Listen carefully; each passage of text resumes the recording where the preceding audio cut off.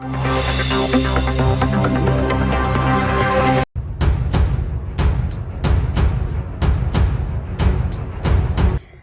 Water ایک بدنام زمانہ تنظیم ہے جو ممالک کو اپنی مسلح خدمات آفر کرتی ہے۔ FSG فرنٹیئر سروسز گروپ اسی کی ایک ذیلی تنظیم ہے جو بلیک واٹر کے بانی ایرک پرنس نے 2014 میں قائم کی۔ اب چین اس سے ایک ایسا کام لے رہا ہے کہ سن کر کسی کو یقین ہی نہ آئے۔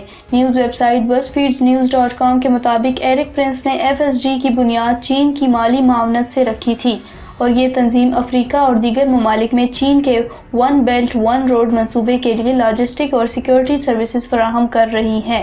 ویب سائٹ کے مطابق اس کے علاوہ یہ تنظیم عراق میں بھی موجود ہے۔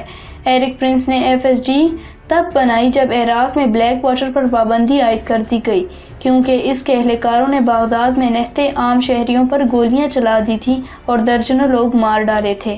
عراق میں FSG کے سرگرم ہونے کا معاملہ اگرچہ بلیک واٹر کی طرف سے مخفی رکھا گیا ہے، تاہم ویب سائٹ کو اس حوالے سے ایسی دستاویزات موصول ہوئی ہیں جن سے اس امر کی تصدیق ہوتی ہے کہ یہ تنظیم عراق میں کام کر رہی ہے۔ رپورٹ کے مطابق FSG کا قیام ہانگ کانگ میں عمل میں لیا گیا تھا، تاہم اس کے دفاتر چین اور دبئی میں بھی موجود ہیں۔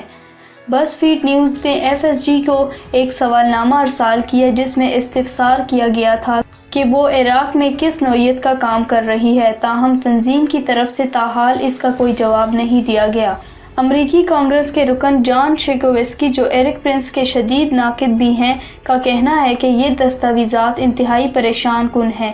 عراقی حکومت کو اس حوالے سے فکر مند ہونا چاہیے کہ انہوں نے بلیک واٹر کو اپنے ملک سے نکالا لیکن وہ ایک نئے نام کے ساتھ دوبارہ وہاں پہنچ چکی ہے۔